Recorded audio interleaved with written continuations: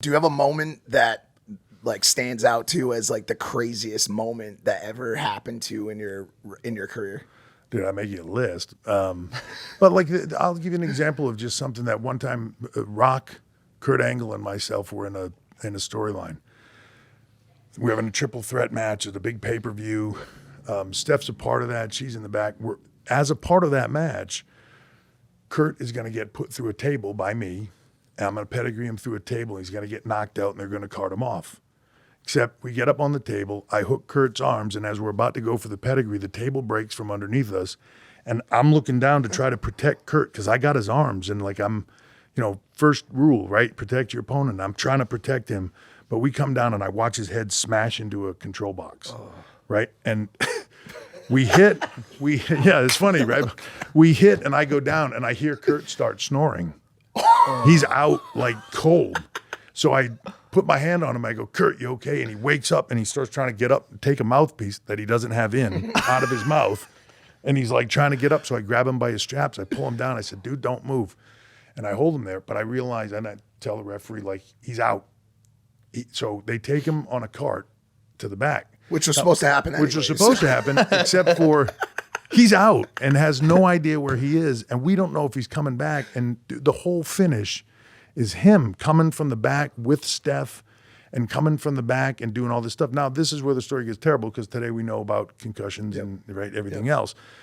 None of this should have ever happened, but we didn't know this at the time. But, Kurt goes in the back. Rock and I are just working now. Now we're off script and we're just working and we're just talking to each other. And at some point, we're getting feedback from the back through the referee. And finally, I just tell, it was Earl Hebner, I just tell Earl, do not tell me one thing with a lot of expletives in here that they say from the back. I don't give a shit. I need one thing. Tell me if he's coming back, if he knows where he is. That's it. That's all I need to know. And tell me when. We'll just keep going until somebody tells me he can come out or he ain't coming. I'll figure out a finish. But halfway through what we're doing, we're just like in uncharted territory. We get a note, Kurt can come back when you're ready. He has no idea where he is. So he met one of the parameters. Yes. So, Rock and I talk about it. All right, let's go. Here comes Kurt. We see him coming. Steph has him like a kid, like walking him down the ramp. And he's glazed over. He has no idea where he is. And now Rock and I start doing stuff with him and literally just telling him what to do. And at one point, I go to punch him, Steph's behind him. I gotta punch, but he's got to duck the punch.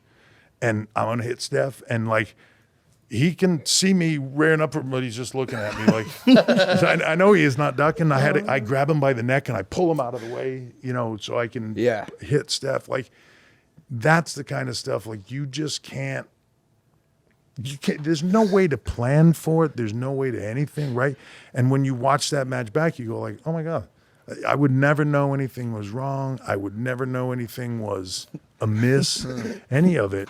But for us, we were flying without radar and just going. And when you get to that place, you can do anything, but it's a challenge and stuff happens. It just is what it is, right? Injuries happen, moments happen where things change, and you got to just be able to switch on the fly.